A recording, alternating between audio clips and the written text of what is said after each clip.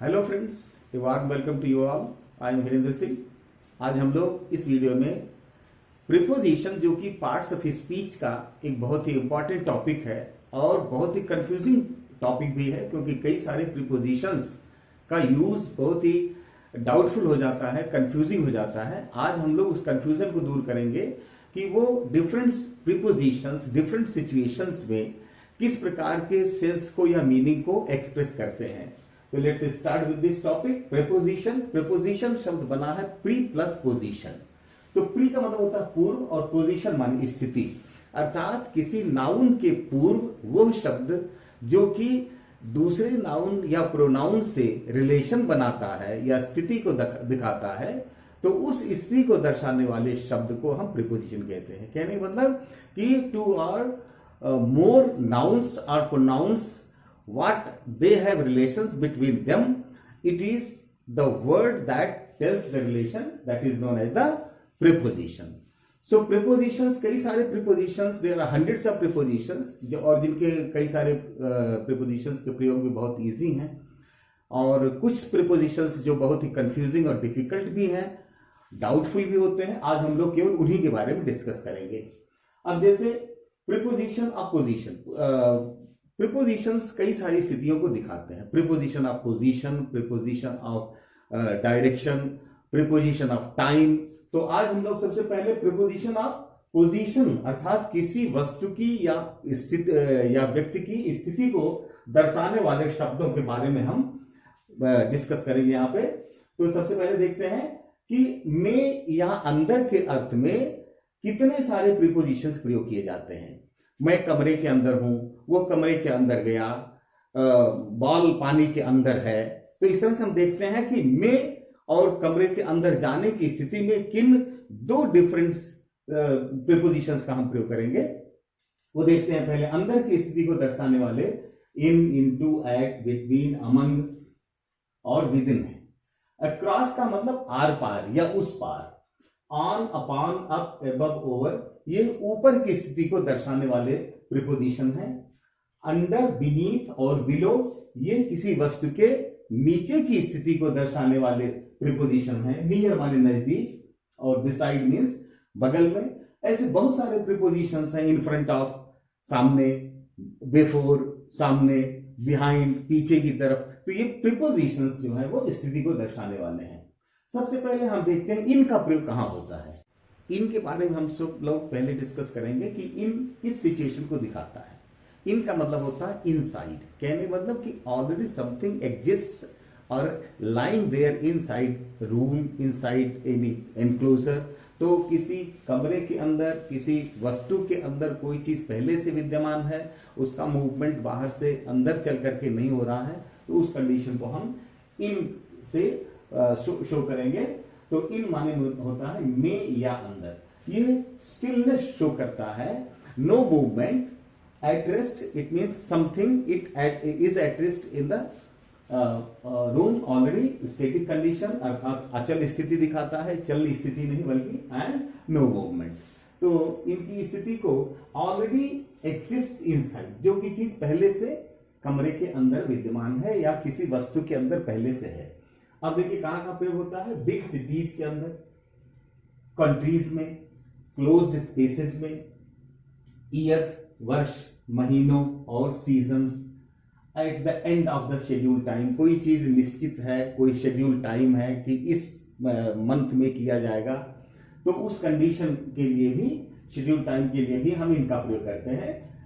जैसे the ball is in the water, pond, bucket, कुछ भी आप कह सकते हैं कि बॉल पहले से पानी के अंदर या पॉन्ड के अंदर या बकेट के अंदर पहले से है, तो उसमें हम बॉल पानी के अंदर है उस कंडीशन में करें the ball is in the water. इसी तरह से George lives in America, America में वो रहता है। I live in India, they live in Europe, European countries कह दें, तो उस कंडीशन को, रहने की स्थिति को, किस देश में, किस शहर में रहते हैं, तो उसके लिए हम इनका प्रयोग करते हैं। उसी तरह से Rakshabandhan falls in the month, in the Hindi month of Shravan. Rakshabandhan Hindi महीने के श्रावण महीने में आता है, हिंदी के श्रावण महीने में आता है, उसमें भी हम देखिए इनका प्रयोग कर रहे हैं। And the fourth one is something very specific about this. This chapter will be finished in a month. ये चैप्टर एक मंथ में समाप्त हो जाएगा. It means that just at the end of the month, by the end of the month, at the end of the month वो complete कर लिया जाएगा. Not it will take beyond the month. महीने के ऊपर नहीं जाएगा. अब देखिए इनटू का प्रयोग. इनटू में या अंदर, इसका भी मतलब हिंदी में हम में या अंदर करते हैं, लेकिन इसमें गतिशीलता होती है. Something from outside coming inside, और बाहर से आने वाली मूविंग टू इनसाइड या अंदर की तरफ आने वाली स्थिति में हम इनटू का प्रयोग करते हैं. जैसे as soon as we came into the room, हम चल करके बाहर से आए. Into the room we saw a snake, हमने एक सांप देखा. द टू कंट्रीज, अब देखिए यहां we came into the room, the students went into the classes, कहने का मतलब वो चल करके क्लासेस में गए. I poured the water into the bucket, bucket में अगर पहले से पानी है तब तो हम कहेंगे the water is in the bucket. लेकिन अगर हम पानी को किसी बर्तन से बकेट में उड़ेल रहे हैं तो उस कंडीशन में हम कहें we put the water into the bucket, अर्थात पोर्ड वाटर या put the water into the bucket. उस स्थिति में हम इनटू का उपयोग कर रहे हैं. लेकिन इनटू के साथ कभी इंटर के साथ कभी इनटू का प्रयोग नहीं होता. जैसे हम लोगों ने कमरे में इंटर किया, प्रवेश किया. इंटर में वो मूवमेंट की स्थिति पहले से विद्यमान है, इसलिए हम इंटर के साथ इनटू का प्रयोग नहीं करेंगे. लेकिन कुछ ऐसी सिचुएशंस होती हैं, कुछ ऐसे शब्द होते हैं जिनमें कि हम इंटर के साथ इनटू का प्रयोग करते हैं. जाने के अर्थ में तो नहीं प्रयोग करेंगे, बाहर से अंदर जाकर जाने की स्थिति में हम इनटू का प्रयोग नहीं करेंगे. लेकिन इनटू का प्रयोग कहां करेंगे? जब कोई अलायंस हो, समझौता हो, कोई ट्रीटी हो, कोई एग्रीमेंट हो या कोई कंप्रोमाइज हो. देखे कहा जाए कि the two countries entered into an agreement, दो देश आपस में एक समझौता किए of trade and commerce, commerce और ट्रेड के एग्रीमेंट में, समझौते में दोनों एक दूसरे के साथ आपस में समझौता किया उन्होंने. इसी तरह से India entered into an alliance of China और रशिया. विदिन का प्रयोग होता है निश्चित अवधि से पूर्व. अब देखिए विदिन माने भी अंदर होता है, लेकिन विदिन का मतलब होता है अंदर अंदर. कहने का मतलब कि the time doesn't take as much time to complete the schedule time. Schedule time से पहले पहले कोई स्थिति पूरी कर ली जाए. जैसे आई will return this book within a month, मैं एक महीने के अंदर अंदर इस बुक को लौटा दूंगा. The teacher will finish this chapter within a week, इस चैप्टर वीक के अंदर अंदर उसको समाप्त कर देगा. इसका मतलब it will not take the full whole time of week, week पूरा समय नहीं लगेगा, बल्कि उसके पहले ही वो चैप्टर समाप्त हो जाएगा. I will return the book within a week, मैं इस वीक के अंदर अंदर ही पुस्तक लौटा दूंगा. women had to live within the boundary walls of in olden days. कहने मतलब पुराने दिनों में महिलाओं को घरों की बाउंड्री के अंदर रहना पड़ता था, अंदर ही. they would not dare to come out. तो इस तरह से within का मतलब होता है अंदर अंदर. नेक्स्ट प्रीपोजिशन है एट का प्रयोग. एट का प्रयोग में या पर के अर्थ में भी प्रयोग किया जाता है, लेकिन छोटे स्थान पर या छोटी जगह पर रहने के अर्थ में, अथवा पास या नजदीक के अर्थ में. कोई चीज नजदीक है, पास में है. हम जैसे I am living at the station, मैं स्टेशन के पास रहता हूं. निश्चित समय अर्थात बजे जिसको हम कहते हैं एट फिक्स टाइम, तो उसके पहले हम एट का प्रयोग करते हैं टाइम शो करने के लिए. और किसी बात पर नाराज होना, खुश होना, उसके लिए भी एट का प्रयोग हम करते हैं. जैसे तो हम एक एक सेंटेंस देते हैं. I live at Chowk area of the city. At the Chowk area it means that city is a big city and the Chowk area is the smaller part of that city. उसका छोटा सा भाग है, इसलिए उस area में रहने के लिए I live at this colony, मैं इस कॉलोनी में रहता हूं. अब सिटी अगर बड़ा है तो उस कॉलोनी के लिए छोटे का स्थान हो गया, छोटा स्थान, इसलिए वहां पर हम एट का प्रयोग करेंगे. Next, the man is standing at the gate. जैसा कि हमने देखा कि नियर या क्लोज के अर्थ में या पास होने के अर्थ में हम माइट का प्रयोग करते हैं। आदमी गेट के पास खड़ा है, the man is standing at the gate, the table is lying at the chair, chair के पास में टेबल पड़ी हुई है। तो पास के अर्थ में, नजदीक होने के अर्थ में भी हम माइट का प्रयोग करते हैं।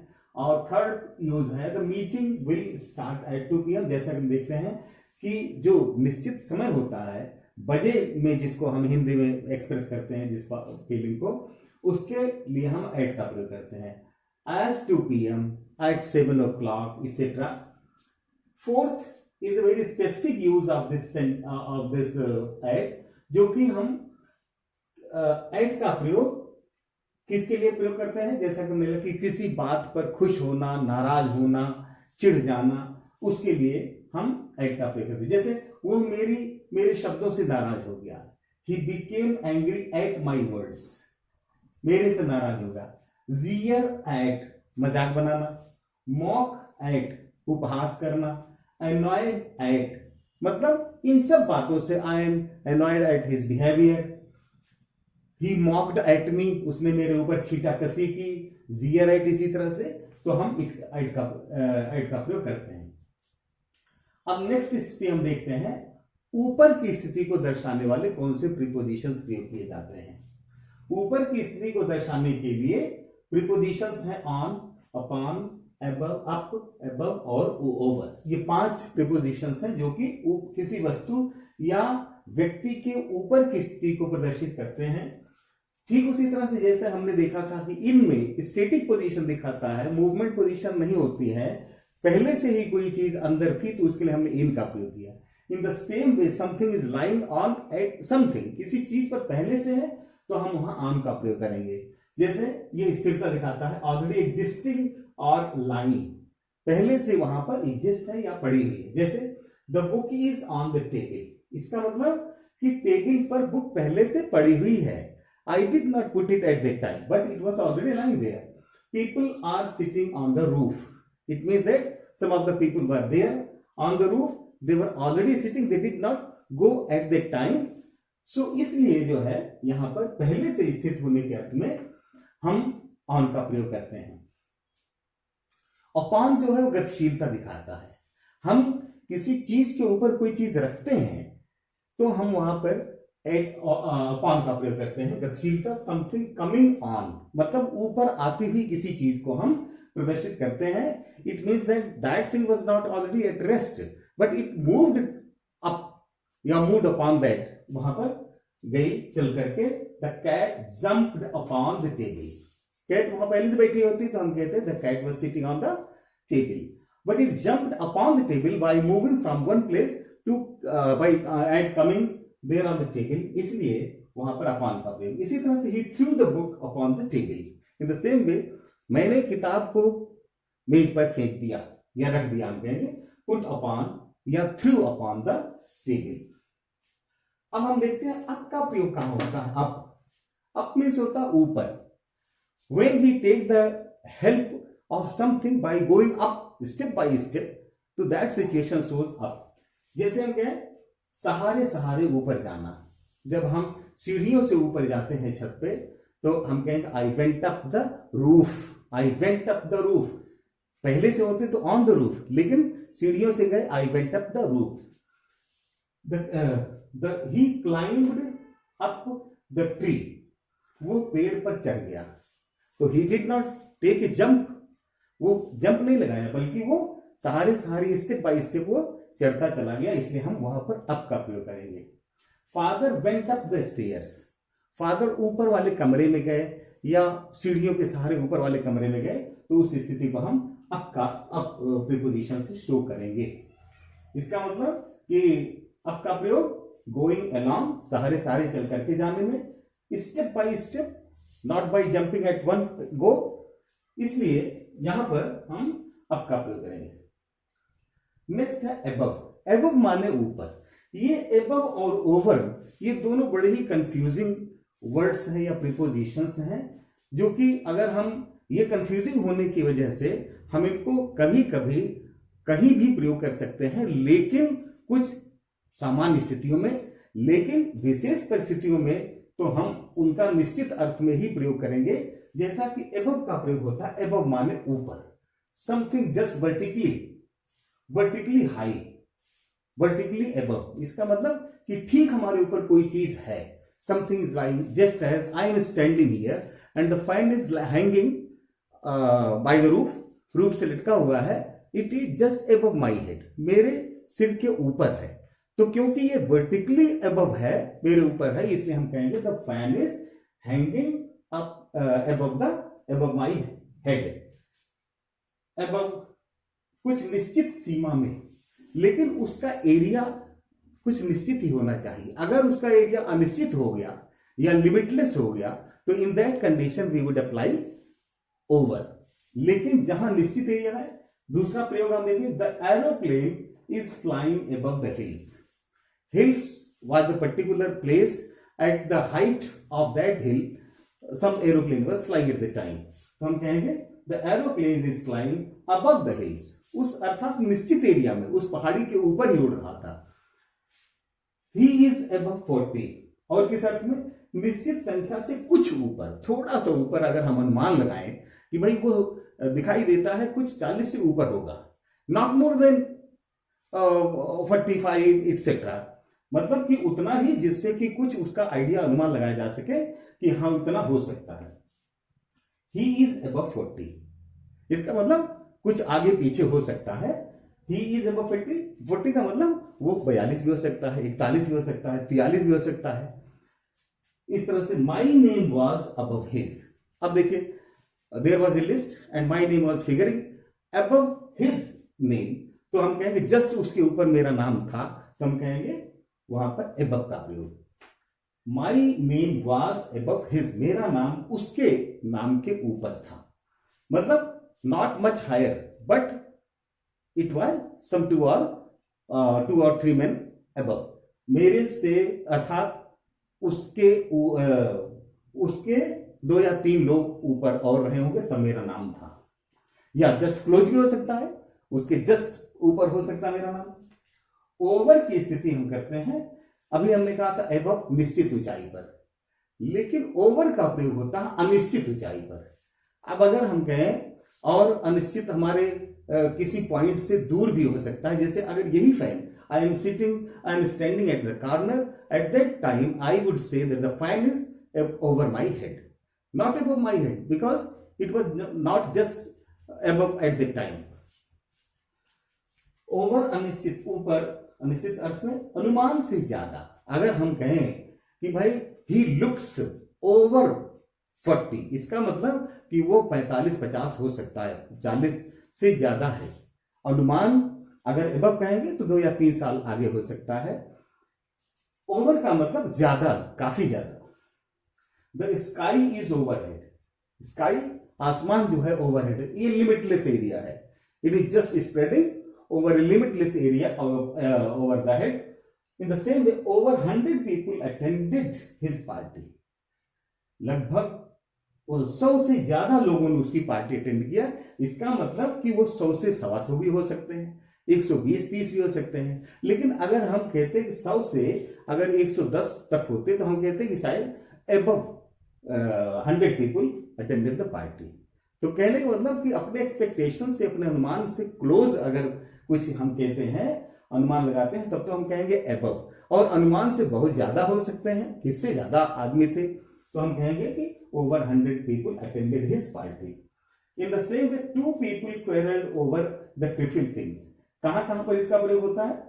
निश्चित संख्या से ऊपर, मोर देन, उसी तरह से ये अनिश्चित ऊंचाई में, अनुमान से ज्यादा, हायर देन, मोर देन, ज्यादा, अनुमान से ज्यादा हो, और किसी टॉपिक या विषय पर कोई विवाद हो जाए, कोई बहस हो जाए, डिस्प्यूट हो जाए, सम आर्ग्यूमेंट हो जाए, तो in that condition we would apply, we would take the word as preposition over. जैसे the 2 people quarreled over the trivial things, 2 लोग छोटी सी बात पर, महत्वहीन बात पर वे झगड़ने लगे।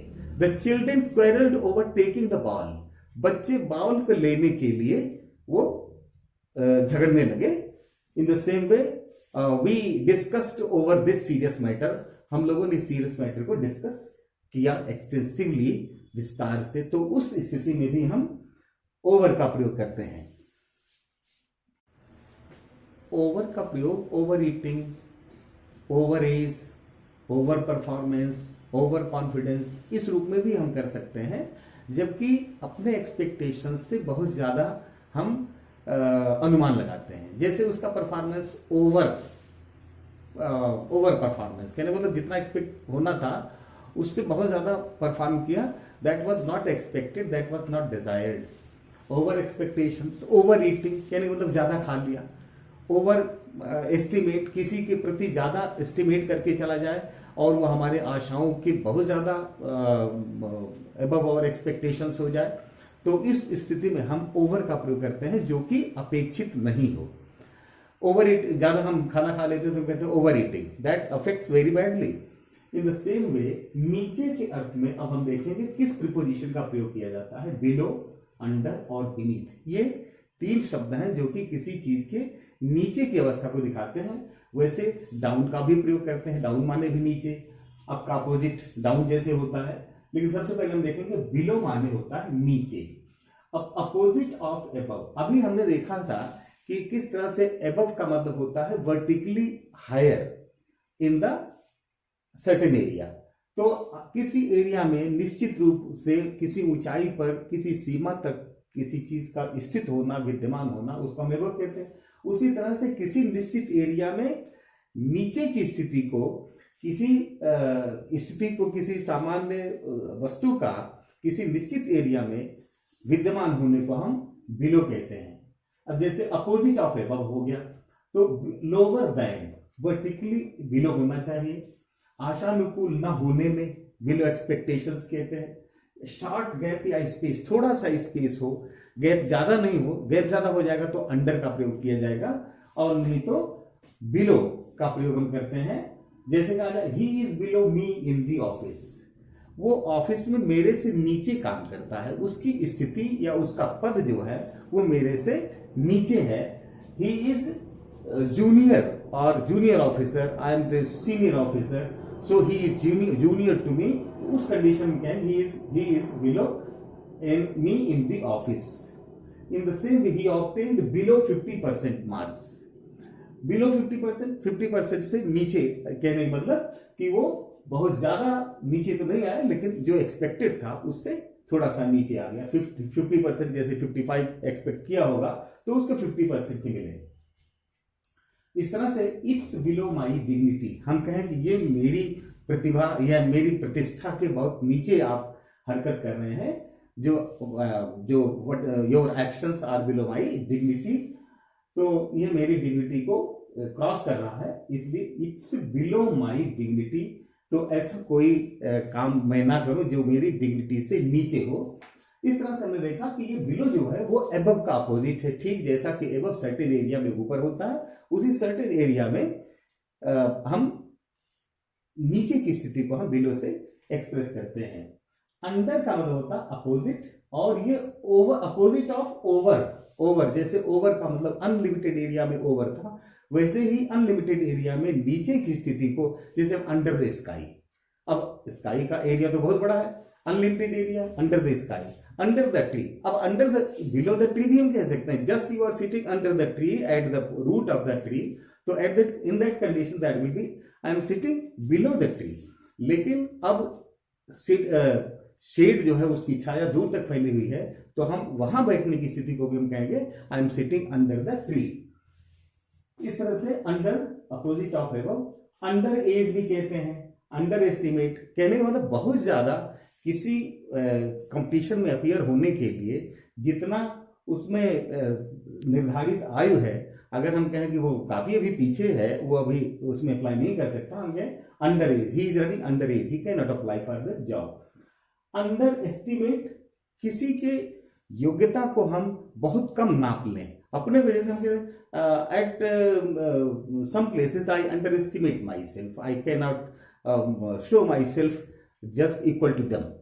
मैं अपने को बहुत ज्यादा अंडर एस्टिमेट कर लेता हूं, या किसी दूसरे के बारे में अंडर एस्टिमेट कर देना, जबकि उसकी प्रतिभा ज्यादा है, अपन उनको अंडर एस्टिमेट कर लें तो उसको अंडर एस्टिमेशन।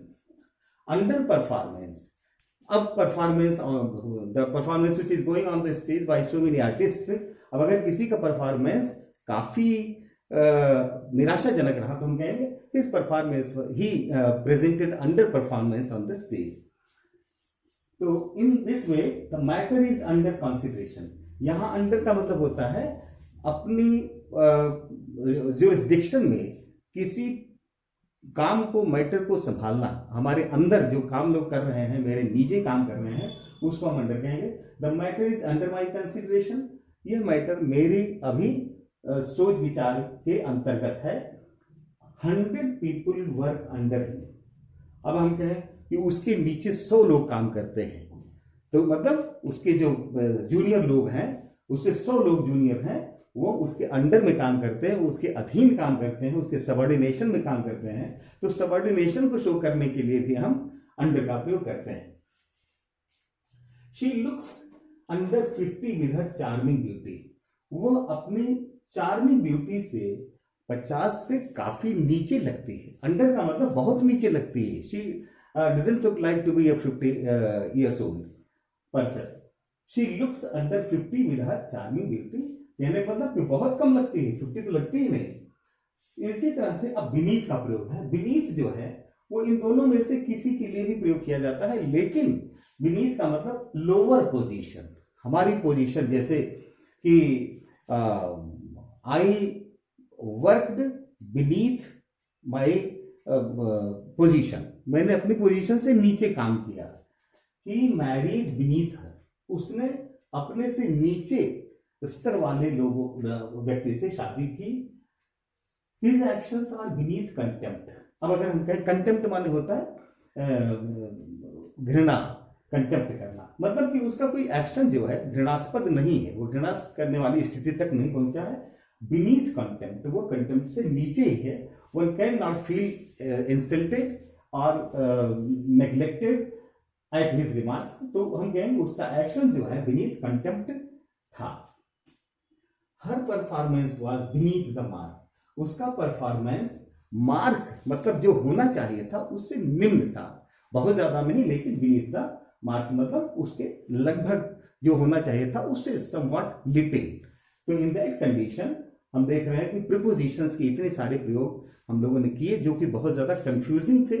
और वैसे तो बहुत सारे प्रीपोजिशंस हैं जो कि बहुत ज्यादा कंफ्यूजिंग नहीं है, लेकिन उनका अगर हम यूज रेगुलर करते रहें, प्रैक्टिस में रखते रहें, तो उनका प्रयोग, जैसे बिसाइड माने बगल में होता है, अब इसका कोई बहुत ही ज्यादा कॉम्प्लिकेटेड उसका यूज नहीं है। तो ऐसे मैटर्स, ऐसे सब टॉपिक्स जो है या ऐसे जो वर्ड्स हैं प्रीपोजिशन के, हम उसको अपने डेली यूज में प्रयोग करें और देखेंगे कि ये वीडियो आपके लिए बहुत ही यूजफुल रहेगा। Thank you very much for watching this video.